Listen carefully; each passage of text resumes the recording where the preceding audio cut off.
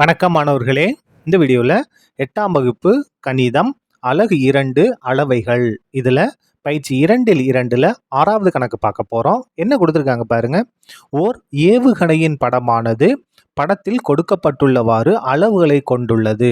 அதன் பரப்பளவை காண்க. ஒரு ஏவுகணை பாருங்க, இந்த படம் இருக்கு இல்லையா, இந்த வடிவத்தில் இருக்கு. இதனுடைய அளவுகள் கொடுத்துருக்காங்க. இதனுடைய பரப்பை நம்ம கண்டுபிடிக்கணும். கண்டுபிடிக்கலாமா? பாருங்க, படத்தை பாருங்க. இதில் 3 வடிவங்கள் இருக்கு. என்னென்ன? ஒரு முக்கோணம் இருக்கு, ஒரு செவ்வகம் இருக்கு, ஒரு சரிவகம் இருக்கு. இதனுடைய பக்க அளவுகளை நம்ம எடுத்துக்கிட்டோம்னா அதுக்கடுத்து என்ன செஞ்சிடலாம்? இதனுடைய பரப்புகளை கண்டுபிடிச்சு கூட்டினா போதும். முதல்ல பக்க அளவு பாருங்க. இது சரிவகம். இந்த சரிவகத்தில் இந்த பக்கமும் இணையான பக்கங்கள். அப்போ சரிவகத்தில் இணை பக்கங்கள் நம்ம எப்படி எடுப்போம்? ஏன்னு எடுப்போம். ஏவோட மதிப்பு 30 சென்டிமீட்டர். இது பி. பி ஈக்குவல் டு எவ்வளவு? 50 சென்டிமீட்டர். அதுக்கடுத்து இது உயரம். இதை இருக்குல்ல, எங்கள் செங்குத்து கொடுத்துருக்காங்க இல்லையா, அப்போ இது உயரம். எந்த எழுத்தை கொண்டு குறிப்போம்? ஹச்ன்ற எழுத்தை கொண்டு குறிப்போம்.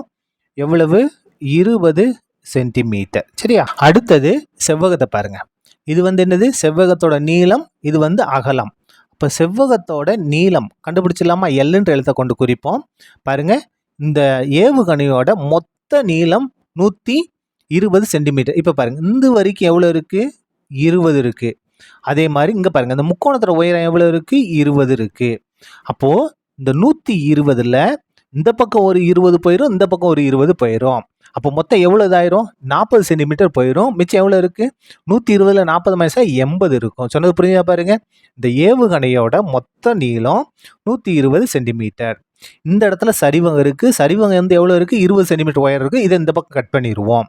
முக்கோணம் இருக்கா? முக்கோணத்தோட உயரம் எவ்வளோ இருக்கு? 20 சென்டிமீட்டர். இந்த பக்கம் கட் பண்ணிடுவோம். அப்போ இந்த 120ல் இந்த பக்கம் ஒரு 20, இந்த பக்கம் ஒரு மொத்தம் 40 கட் பண்ணிட்டோம்னா மிச்சம் எவ்வளோ இருக்கும்?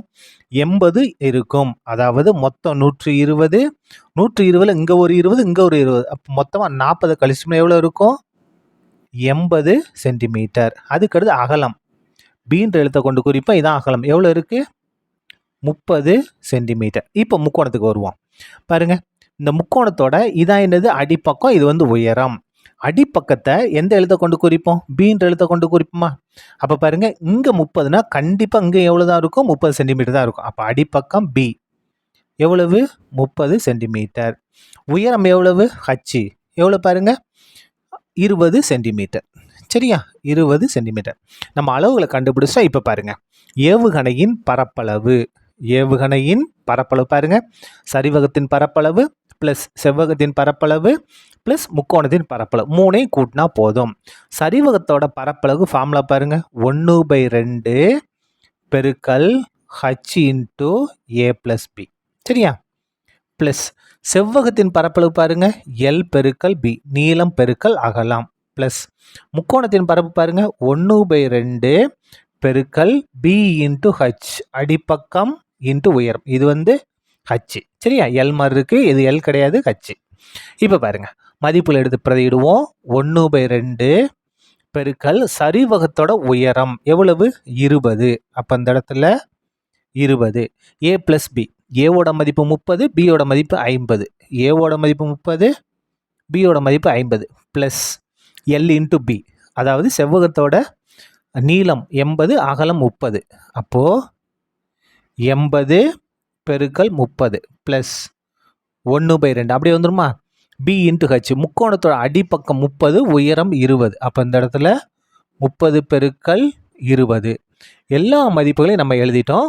இது சுருக்கிட்ட நமக்கு தேவையான ஆன்சர் கிடைச்சிடும். சுருக்கிடலாமா? இப்போ பாருங்க, ஈக்குவல் டு கேன்சல் பண்ணுங்க. 2 2 20. 1ஐயும் 10ஐயும் பெருக்கினா 10.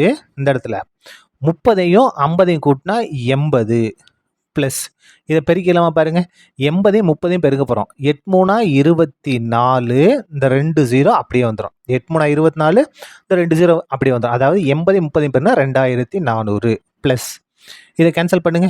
2 2 20 பெருக்கலாமா? 1ஐயும் 30ஐயும் பெருனா 30, 30ஐயும் 10ஐயும் பெருக்குனா 300. 30ஐயும் 10ஐயும் பெருனா 300. பாருங்க, 10ஐயும் 30ஐயும் பெருனா 300, 300 1ஐயும் பெருனா 300 தான். அடுத்த ஸ்டெப் பாருங்க, ஈக்குவல் டு 10ஐயும் 80ஐயும் பெருனா 800. பாருங்க, 8 இந்த 2 0 அப்படியே வந்துடும். ப்ளஸ் இது எந்த மாற்றமும் இல்லை, 2400 ப்ளஸ் 300. இது எல்லாத்தையும் கூட்டலாமா? பாருங்க, சாதாரண இதுதான். 800, 2400, ஒரு 300 கூட்டுங்க. 0 0 8ஐயும் 4ஐயும் கூட்டினா 12, 12 ஒரு 3 15, 15க்கு 5 மிச்சம் 1, 1 2 கூட்டினா 3. அப்போ 3500. 3500 சென்டிமீட்டர் ஸ்கொயர். இதான் என்னது? நமக்கு தேவையான ஏவுகணையின் பரப்பளவு. சரியா? அவ்வளோதான். இந்த கணக்கு முடிந்தது. நன்றி.